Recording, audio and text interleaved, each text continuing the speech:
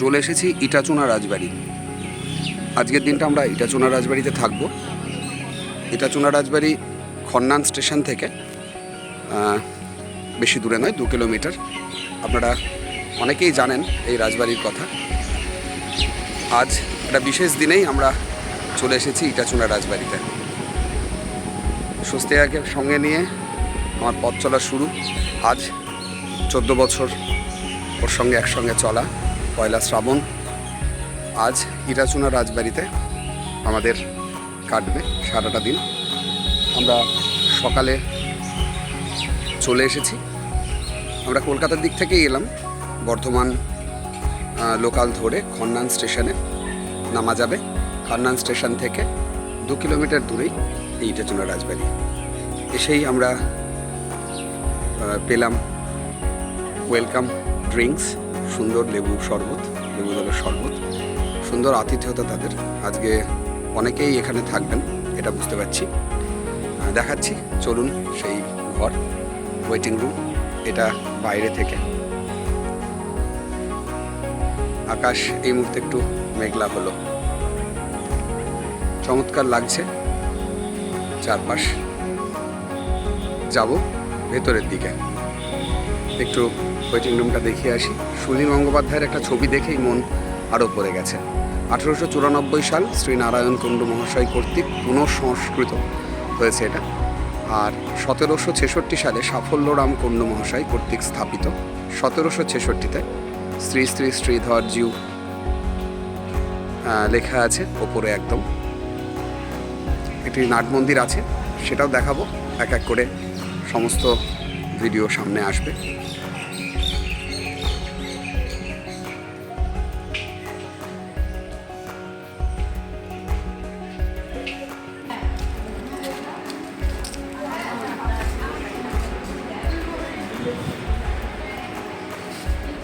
এই যে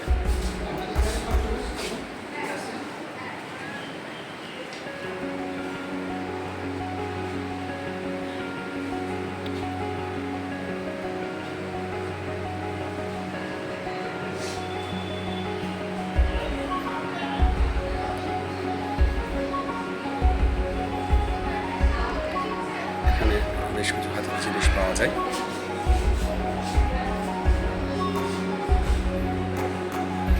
চেষ্টা নাম দেওয়া হচ্ছে ক্রাফটস অ্যান্ড এম্পাওয়ারমেন্ট। আর এই হচ্ছে আমাদের মিটিং রুম। সুনীল গঙ্গোপাধ্যায়ের ছবির কথা বলছিলাম। এই যে কথা, ছবি তোলায় ব্যস্ত। স্বস্তিকা ওখানে বসে রয়েছে দেখছি সুন্দরভাবে, ক্লোজ ভিডিও নিয়ে নিচ্ছি। এই যে আমাকেও দেখা যাচ্ছে এখানে সুনীল গঙ্গোপাধ্যায়।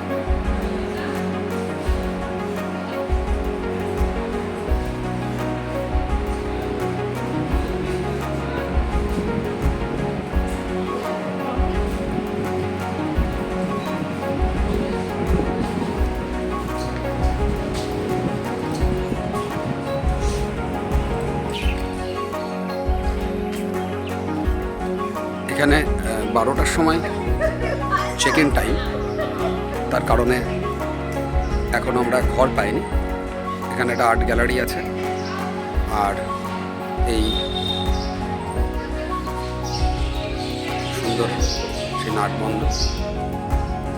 মন্দির, এখানে সন্ধ্যাবেলায় সন্ধ্যারতি হবে। এখন এই মুহূর্তে একটু ভিডিওটা করে নিচ্ছি। আকাশ এর একটা অদ্ভুত রং এই সময়, চারদিকে সুন্দর আলপনা দেওয়া, এবং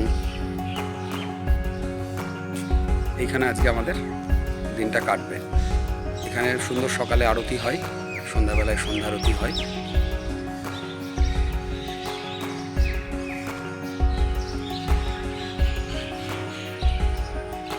অজস্র পায়রা রয়েছে।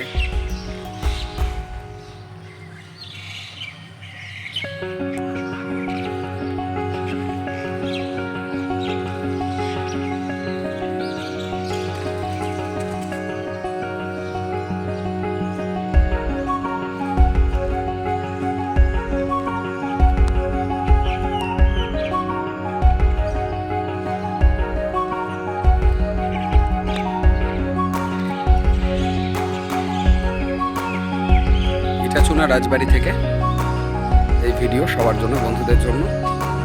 অনেক দিনের ইচ্ছে ছিল ইটাচুনা রাজবাড়িতে থাকার একটা দিন, একটু রাজকীয় পরিবেশে, অথচ ঐতিহ্য আর ইতিহাসের সাক্ষী থেকে আর কি এখানে থাকা।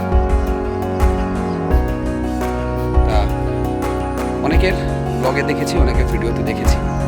আজ চলে এলাম খন্নান স্টেশন থেকে 2 কিলোমিটার দূরেই অটো করে চলে আসতে পারেন ইটাচুনা রাজবাড়ি। থাকার জন্য মোটামুটি 3000 টাকা থেকে রুম শুরু এখানে, এবং থাকা খাওয়া একসঙ্গে নয়, খাওয়ার জন্য আলাদা মোটামুটিভাবে 700-800 টাকা পড়ে যাবে এক একজনের খাওয়া খরচ এখানে। কিন্তু থাকার জন্য খরচ 3000 টাকা থেকে শুরু, তারপর অনেকটাই কস্টলি, কিন্তু একটা দিন এখানে কাটানো যায়। এবং যারা একটু ভালোবাসেন, নীরবে একটু থাকতে ভালোবাসবেন, তাদের জন্য এই ইটাচুনা রাজবাড়ি খুব সুন্দর। চলুন পরে আরো ভিডিওতে দেখাবো।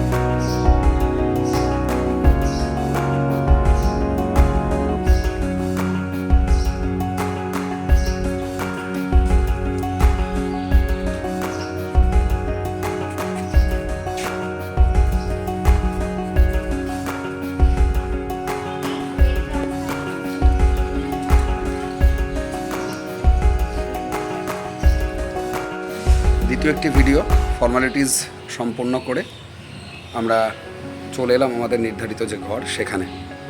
এটা আমাদের বারান্দা থেকে সিঁড়ি দিয়ে ওপরে উঠে এলাম, এই রাস্তা দিয়ে আমরা উপরে চলে এসেছি। সুন্দর গাছ লাগানো আছে টবে, এবং আমাদের ঘর পিসামশাইয়ের ঘর, আমরা সেই ঘরটিতে থাকবো। এই হচ্ছে ইটাচুনা রাজবাড়ির সামনেটা, এই বারান্দা।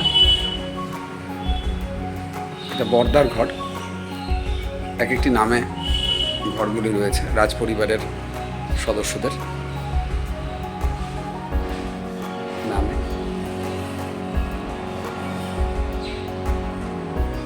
দেখে আমরা, এখানে মূর্তিটা রয়েছে নারায়ণ কুণ্ডুর, এখানে সারদার একটি মূর্তি রয়েছে, রবীন্দ্রনাথের একটি ছবি রয়েছে। আমাদের ঘর কাকাবাবুর ঘরের পাশেই, এখানে লেখা আছে যে পিসামশাই। আমরা পিসামশাইয়ের ঘরটি বুক করেছি, বড় বড় জানলা আছে, তার সঙ্গে এই হচ্ছে আমাদের ঘর। এই যে স্বস্তিকা কথা টিভিতে মন দিয়ে দিয়েছে। এই হলো পিসামশাইয়ের ঘর। পিসামশাইয়ের ঘরের ডেকোরেশন খারাপ নয়, কিন্তু অন্যান্য যে সমস্ত ঘরগুলো দেখেছিলাম, যেগুলো আরও অনেক খরচ সেগুলোতে থাকলে, সেগুলোর মূল্যটাও অনেক বেশি। টয়লেট খুব বড় সড়ো, বড় টয়লেট, আর এই হচ্ছে রুম। 3 জন থাকার জন্য যথেষ্ট অবশ্য।